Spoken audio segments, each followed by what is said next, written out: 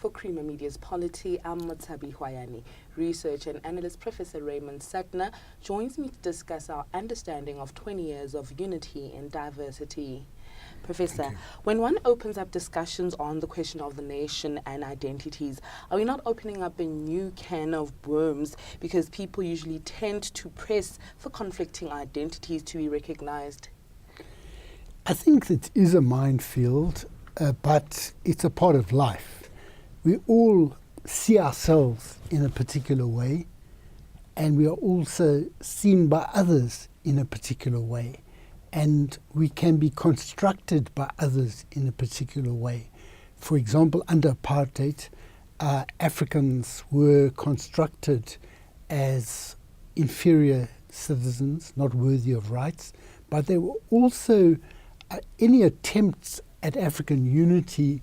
There was an attempt to undermine these by constructing Africans as having a tribal identity and attached to a particular Bantustan. In the Middle East today, we have conflict, which is also partly to do with identity. The people of Gaza, the Palestinians and the Israelis have very many cultural features in common, but Israel has declared itself a Jewish state, and it's not only in relation to Palestinians, but also to other peoples, like the African migrants who are being kicked out, facing violence, and all sorts of things like that. Now, this is partly to do with identities. Now, in the African continent, the question of identity has been an important feature in relation to building the nation. Now, the nation is a controversial term. People believe that the concept of the nation tends to suppress identities other than the national, or it tends, in the case of liberation struggles, to be identified with the liberation movement. For example, you had a slogan on a wall at one point saying, ANC is the nation. You had in Ghana, CPP is Ghana, that's the Convention People's Party, Ghana is CPP. Or in Kenya, you had KANU is your mother and your father. So there's a sense of appropriation of nationhood by the liberation movement. And this has a tendency to suppress or to undermine people and movements who organize themselves outside the sway of the liberation movement. And I think what is very important for us to do in the democracy that we have with this perhaps hackneyed phrase, unity in diversity, to really try and make that work by recognizing the importance of building common allegiance to a democratic South Africa. Now, having that allegiance can really only work if it is a democratic South Africa, a South Africa that works for all who live in it, not just for the rich, not just for those who are stealing from the poor, but it needs to be a democratic South Africa. So the idea of allegiance towards a society that is realizing goals that benefit all the people is very important. But at the same time, we have to recognize that people have other identities.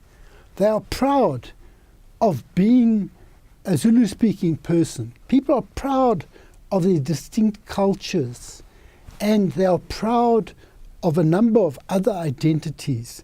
They organize themselves in sporting clubs as people who are in particular professions and a range of other identities. Now, being a nation is a creative relationship, or to be a nation in a democracy is to have a creative relationship between these distinct identities and these others. Now, Graça Machel, we've seen in that speech of hers, said the tribe does not have to die for the nation to live. The tribe feeds into the nation feeds into the tribe. Now, some people don't like the word tribe, they prefer ethnicity. We can say ethnicity, if it's not chauvinist, if it's not spreading hatred, feeds into and enriches the nation enriches the ethnic identity. Now, you criticize the notion that the Bill of Rights always trumps custom, but is there not a problem that can only be resolved if one is firm about the status of the Bill of Rights? Yes, I was referring there to the problem that I have and many people have, on the one hand, with chief traditional leaders claiming that the word custom has a fixed meaning for all time and it's unchanging. And this tends to work out. First of all, the custom that they're speaking about did change quite a lot under colonialism and under apartheid. But even if it were unchanging, we have to deal with people's lives that are changing. And if we want to engage with traditional leaders, it doesn't help for us to respond with a hierarchical statement saying the Bill of Rights stands supreme, therefore custom just gets trumped by it. The question really for me is, what is the type of custom we're speaking about? And to engage with people who are proponents of custom, who want to live under custom, and engage with them over the meanings of custom. Because what traditional leaders are advancing as custom in many cases are not the same as that which some of the people who are part of the chiefdom believe in. And in the jurisdiction that has been allocated to some of these chiefs, there are a number of people who follow a number of different customary systems, not purely speaking about changing, but even in terms of their content, they have different rituals that they follow and a number of things like this. So what I'm saying is, if we want to build a relationship of mutual respect between the Constitution and practices like customs, it's important that we don't come down like a sledgehammer against custom and say, whatever you do, you've got the Bill of Rights and that settles it. Because there can be a way of relating to custom whereby custom is manifested in more than one way.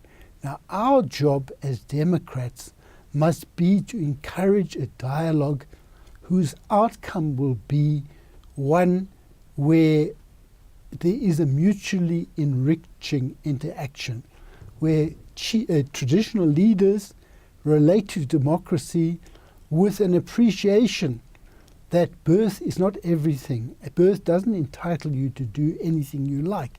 That being a traditional leader under a democratic republican constitution is itself a tension. How do we relate to that tension between people who say they are rulers by birth? In fact, some of them are not. There's contest over whether they are the hereditary leaders, but let's say that they are. There is a tension between that and democratically elected leadership. Now, we need to resolve that in a way that does show due respect for people's right to choose to owe allegiance to a chief and to abide by customs, but at the same time doesn't accept that these customs can undermine principles of the Bill of Rights, like gender equality or freedom of sexual orientation, and that we must engage with a view to recognizing living custom. Thank you so much, Professor, on those insights. That was Professor Raymond Suttner speaking to Creamer Media's Polity about identity, culture and customs.